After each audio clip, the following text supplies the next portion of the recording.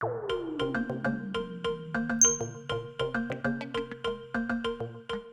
popularity of certain game genres has varied significantly throughout the years, from the home arcade ports of the 80s to the boomer shooters of the early 90s, and point-and-click adventure games are one such genre that seems to have fallen out of popularity of late. However, there are still some of us out there that appreciate a good classic adventure puzzle game, and for those, I have Dead Tomb, a brand new 8-bit point-and-click adventure game from 8-bit Legit and Acclaim. But can this one recapture the magic of classics such as Maniac Mansion and King's Quest? Well, drop a like, subscribe for more Nintendo Switch content, and let's find out.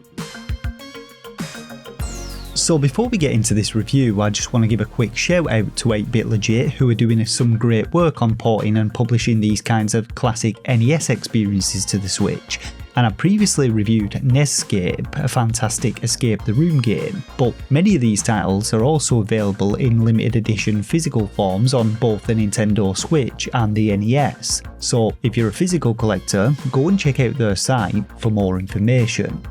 With that out the way though, Dead Tomb opens with a cutscene in which we find out that we're some sort of space pilot tasked with travelling through space and time to study events in the past. But whilst travelling through 1300 BC, our spacecraft suffers a critical failure, forcing us to land in the time period.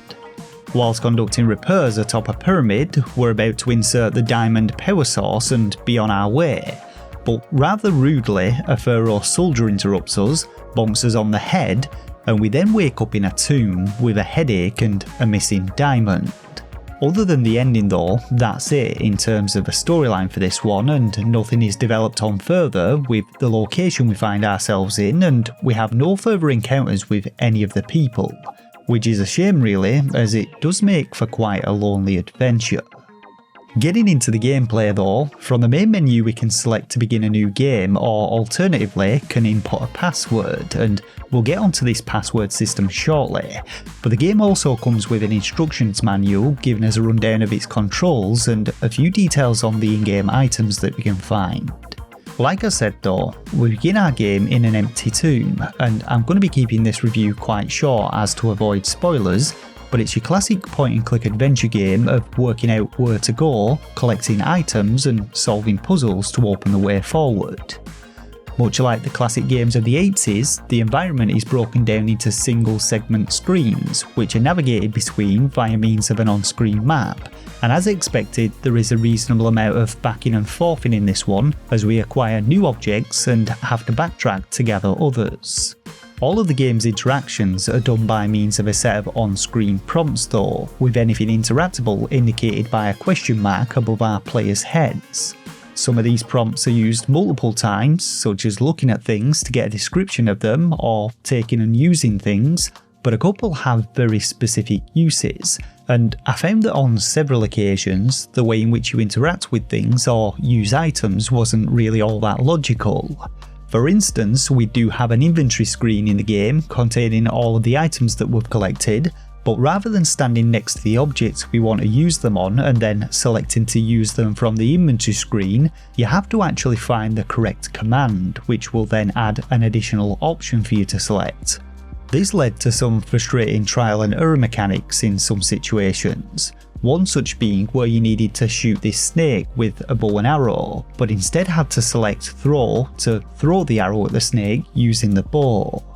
For the most part though, the actual puzzles themselves do turn out to be pretty logical, with you usually able to work stuff out without too much hassle. But like the prompts, there's also an element of trial and error to them which will lead to several deaths. Thankfully though, this is just a minor inconvenience and you can continue from the moments before your demise, and while I did find myself a little stumped at times, overall I didn't find them to be too tricky and was able to work my way through the game without too many issues. But on that note, if you do find yourself stuck, be sure to check out my full walkthrough of the game, linked down in the description box below.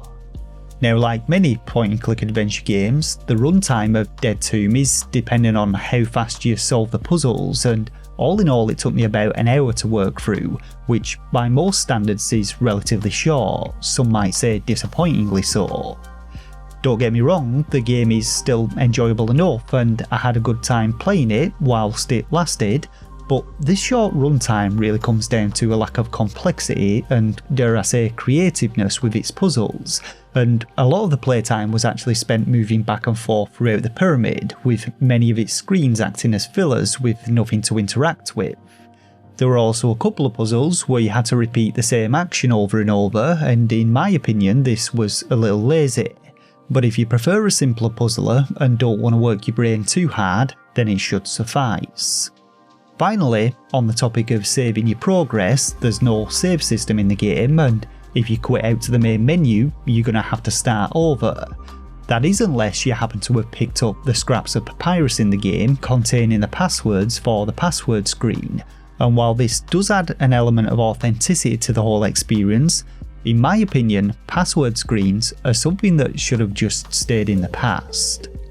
All in all though, Dead to Me is a decent attempt to return to the good old glory days of point and click adventure games. It has a wonderful 8-bit pixel art style and a catchy 8-bit soundtrack, but it does fall short a little in terms of its playtime and puzzle complexity. It's reasonably priced though, and should provide a nostalgic kick for fans of the classics. With that said though, are you a fan of classic point and click adventure games, and will you be picking this one up?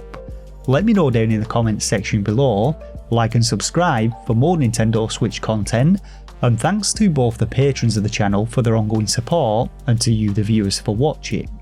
But until next time, take care of yourselves and game on.